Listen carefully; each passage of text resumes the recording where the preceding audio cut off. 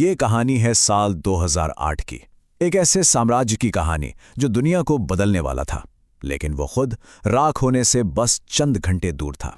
देखिए, सवाल ये नहीं है कि वो कितने करीब था। सवाल ये है कि जब सब कुछ दांव पर लगा हो और घड़ी की सुइयां आपके सपनों की मौत का ऐलान कर रही हों, तब कोई क्या करता है। हर एक लॉन्च एक नई उम्मीद, और हर धमाका उस उम्मीद की कब्र। सोचिए, जब आसमान से आग बरस रही हो और सपने जमीन पर मलबे में बदल रहे हों। और फिर आता है वो आखिरी दिन, क्रिसमस की शाम।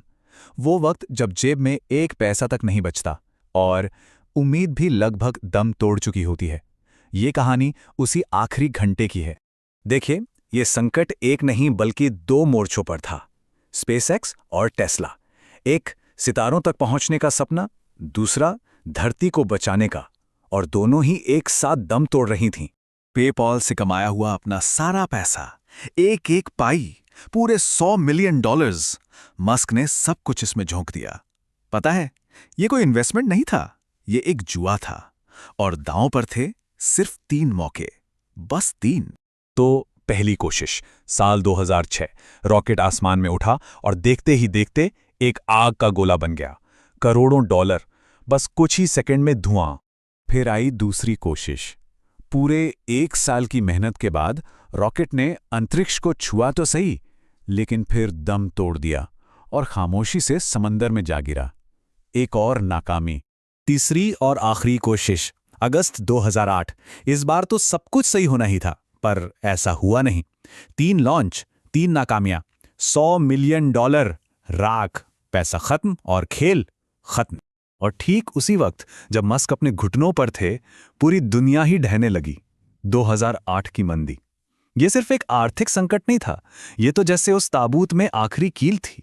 सोचिए, उस वक्त बड़े बड़े दिग्गज, जनरल मोटर्स, क्राइसलर, सब घुटनों पर थे, दिवालिया हो रहे थे। मतलब बाजार में जैसे खून की नदियां बह रही थी। अब ऐसे माहौल में टेस्ला और स्पेसएक्स जैसी 2 जलती हुई कंपनियों पर कौन पैसा लगाता। उनका बचना नामुमकिन लग रहा था। उनके अपने भाई किम्बल मस्क ने कहा था कि वो कंगाल से भी बदतर हालत में थे। ये सिर्फ कंपनियों का डूबना नहीं था, ये एक इंसान की व्यक्तिगत तबाही थी जो पूरी दुनिया के सामने हो रही थी। और जब बाहर इतना बड़ा तूफान था तो अंदर अपने ही लोग पीठ में छुरा घोंप रहे थे। टेस्ला के बोर्ड में एक इन्वेस्टर, एलन साल्जमैन, ने मस्क को ही हटाने की कोशिश की। उनका प्लान क्या था? टेस्ला के बड़े सपने को मारकर उसे दूसरी कंपनियों के लिए पुर्जे बनाने वाली एक छोटी मोटी दुकान बना देना। ऐसे मुश्किल समय में कोई कैसे टिका रहता है? इंटेल के पूर्व सीईओ एंड्रू ग्रोव की एक बात है, सिर्फ वो बचते हैं जो हद से ज्यादा जुनूनी हो। और मस्क के लिए ये सिर्फ एक कहावत नहीं थी, ये उनके लिए सांस लेने की वजह थी। और फिर आखिरकार वो पल आ ही गया। दिसंबर 2008, क्रिसमस की शाम। ये आखिरी डेडलाइन थी, अब कोई कल नहीं था। जो भी करना था आज अभी करना था। अब सामने था एक नामुमकिन चुनाव।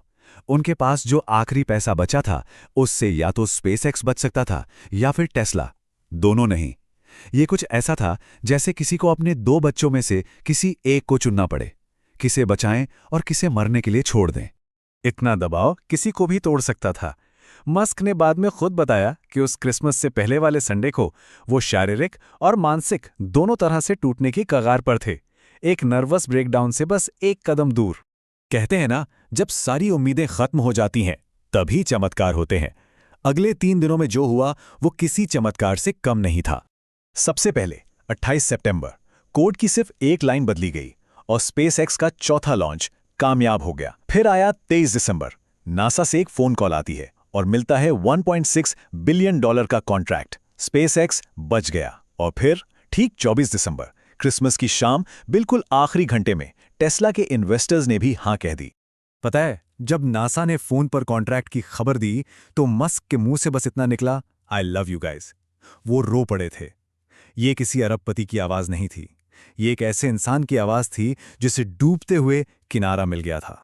ये कहानी सिर्फ जीत की नहीं है, ये उस बहुत ही महीन धागे की कहानी है जो एक दूरदर्शी और एक नाकाम इंसान के बीच होता है। बस एक कदम गलत और सब कुछ खत्म। मस्क ने खुद ये बात मानी थी। उन्हें 90% से ज्यादा यकीन था कि स्पेसएक्स और टेस्ला दोनों ही खत्म हो जाएंगे। मतलब वो खुद अपनी सफलता पर यकीन नहीं कर पा रहे थे।